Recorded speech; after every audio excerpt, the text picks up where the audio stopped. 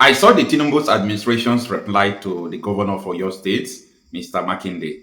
They are saying that Makinde have a dark mind to request for independent investigation about what happened in Oyo State. After reading the release by Tinubu's media person or main spokesperson by Onanuga, I cried. Like, not sharing tears literally, but I was sad. This is because a lot of people, a lot of folks online today, they do not know what happened in Nigeria that led to this insecurity crisis we have. A lot of people don't know Nigeria. They are just on the internet and they started reacting to what they are seeing on the internet space. You don't know Nigeria. Makinde calling for independent investigation speaks a lot because there is something Makinde know. There is something he is aware of that he don't know how to say it. So the only way for him to say it is we want independent investigation. And that is why the presidency is now attacking him back. Now, apart from that, when you see the first statement of Sheikh Makinde saying that I declared to run for the office of the president, the following day, these people were kidnapped, that is also an accusation that it is political. But leave all these things apart. Let us go back to where this race started beating us. When you look at the two major terrorist organizations that have wrecked Nigeria, that have caused havoc in Nigeria, they are Boko Haram and Fulani militia. These people they call bandits. These are the two major terrorist groups that have caused a lot of things, dangerous things to Nigeria. Who created Boko Haram was Andy Modu Sherif. He is now pro Tinubu spokesperson, going from one national television to the other, trying to tell people to support Tinubu. Kashin Shettima, who is the vice president now, it is a boy to who created Boko Haram, and they work together. Why is that man going free? See, sometimes if I want to say something, I don't want to demoralize people. No, I hate it demoralizing people.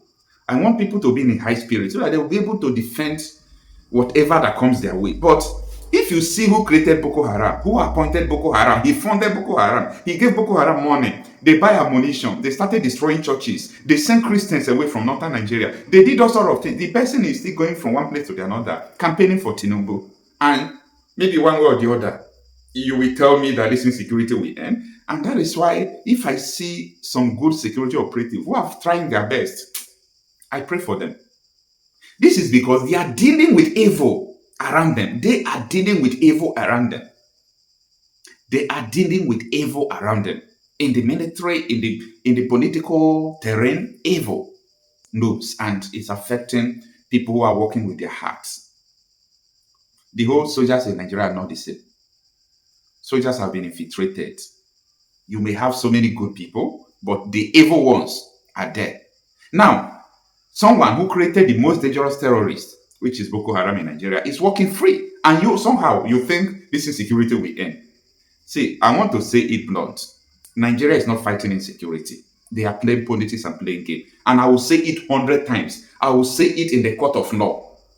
Anytime you want to fight something, you start from the root. You can't have someone who created Boko Haram working free and you say you are sending troops to go and fight Boko Haram. Are you stupid? No, you can't have someone who created Boko Haram, appointed Boko Haram as a commissioner, do everything, and you say you are sending your troop to go and fight Boko Haram. Delusional. Like, how can you create deterrence to make sure terrorists will fear you when they know that their leader is having a meeting with you? Their leader is having a meeting with you, and you are sending troops to come and fight them. I don't believe so many things in Nigeria system. No, I don't. Now, the second most dangerous group, if not even the first, is this Fulani militia, the bandits.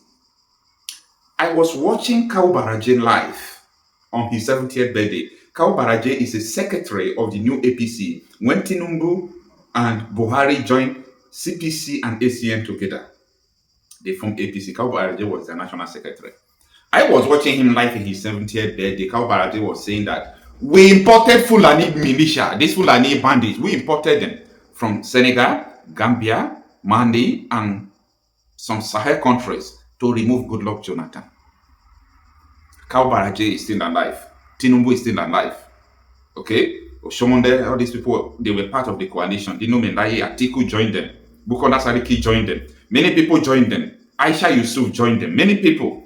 Okay, I was watching these people. They masterminded the kidnap of Chibok girls.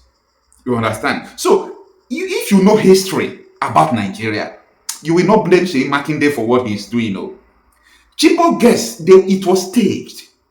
They staged the issue of Chibok girls and they started the campaign, bring back our girls, bring back our girls. All was planned to remove Jonathan and they succeeded.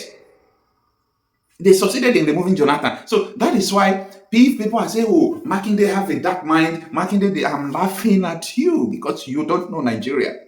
And I pity many influencers who are on social media who just jump into Nigeria cases without knowing Nigeria. See, everything you see in Nigeria is the edit of the main thing that happened. They don't tell you the truth. Nobody is telling you the truth. Christopher Musa is the Minister of Defense. Okay? If he truly wants to fight insecurity, why is he leaving who created Boko Haram free? Oh, but Nnamdi Kanu, who created a separatist group, IPOB, they said, oh, he's a criminal, he's this, they sentenced him. But who created Boko Haram is walking free. And you want me to clap for you? You are delusional. Like, you people don't know what you are doing. And that is why you will also see this killing will continue. It's not our prayer. But this killing will continue over and over and again. This is because you people refuse to define it. Ademodu Sheriff, who came to television to tell them that the North will not vote for P2B, I know he's just saying that terrorists will not vote for P2B. No problem, we understand, because P2B is not a terrorist. He said that he was on, that was Channels Television. You understand? That man, Ademodu Sheriff, with CDS Musa, or minister now, he's no longer chief of defense, or he's now a minister of defense. Can Minister Musa say that he don't know everything that Ademodu Sheriff did? And he said he's fighting insecurity. And you are seeing the man going free. You are seeing the man going free. And this man promised, listen, they promised Boko Haram full implementation of Sharia. That was the return. He did not give them too much money like that, but he promised them the agreement was full implementation of Sharia. I'm telling you this because a lot of you don't know. Full implementation of Sharia was what Ademodu Sheriff promised Boko Haram. And for him to implement the Sharia in Borno State, so that they will use Borno State as a launch pad, like what they are doing today, to counter Nigeria, to turn Nigeria into a Sharia state. So he appointed a Boko Haram commander as a commissioner of religious affairs for the implementation of Sharia. So that is why if I'm telling you people about all this insurgency, insecurity, that is all about religion. Some people say, no, it is mining, it is this, it is that. I was talking to a police officer, a top-ranking police officer in Nigeria, and what he was trying to tell me that what I'm saying is not religious, that it is more political than religion. I said, I am not disputing your officer, but what I'm trying to tell you is that this terrorist organization, they have their handbook. They have their mission statement. Boko Haram come out to say, we want to overthrow Nigerian government. ISWAP said, we want to overthrow Nigerian government. This militia said, we want to overthrow Nigerian government. To do what? Why do you want to overthrow Nigerian government? To install an Islamic state which will be governed by Sharia. This is their mission statement. And you are coming out to tell me that, no, these Boko Haram people, it's not religion. Are you their spokesperson? Boko Haram said it is religion. Boko Haram said that they will deal with Christians, that they will implement Sharia in Nigeria. ISWAP said that Christians will pay with their blood, that they will implement Sharia. Then you will come out to tell me that it is not Sharia. Like, I'm getting confused, officer. You said it's not Sharia. Boko Haram said it's Sharia. Are you their spokesperson? No. Do they send you to come and say that? But listen, Sheyi Makinde knows what he's doing. There is something the man knows that you don't know. All these terrorists were formed and created by the people in government. They were created by APC. They are being controlled by APC, sponsored by the same people. Then what sort of rubbish are you talking about? The evidence is there. So until we deal with the roots, you see what is happening in Benue. You see the blood flowing in Plateau. You see the kidnapping in North everywhere scattered. But they want you to celebrate something that happened in Oyo State that they did not tell you the full truth. They want you to celebrate it. But every day people are dying. These people, they are controlling you. In Kayama Kwara, 150 people have been in detention for 5 months. But they want to control you through media, through influencers. Nigeria is a very dangerous place. This is not to paint anything black or no. This is just about saying the truth. If you pay attention to what Shane Makinde said, I do not see anything wrong with it. The man is just speaking his mind because there is something he knows that you yourself watching me is not aware. The circumstances surrounding this incident are sufficiently grave and unusual to warrant independent scrutiny beyond our domestic institutions. I therefore, with a full sense of responsibility as the Executive Governor of Oyo State, call on the appropriate international human rights and accountability mechanisms, including those within the United Nations system, to closely examine the facts surrounding this abduction and the circumstances of its resolution. Such scrutiny is not intended to undermine our institutions. Rather, it is intended to reinforce public confidence that the truth will be established and that every person found to bear responsibility, regardless of office, influence, or affiliation, will be held accountable. Under the Constitution of the Federal Republic of Nigeria, the primary responsibility for national security rests with the federal government and the security agencies under its command. The Nigerian people, therefore, deserve a full and transparent account of what happened, who was responsible, whether there were institutional failures, negligence, or collusion at any level, and what measures must now be taken to ensure that no community is ever subjected to such an ordeal again. This is not about politics. It is about justice for the victims, reassurance for our people, and restoring public confidence that every Nigerian child can go to school without fear. While we give thanks today, we must also remain vigilant.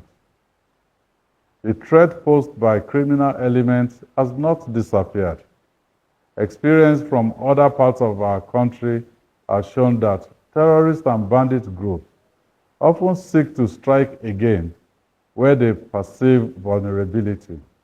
We must therefore not allow this moment of relief to become a moment of complacency.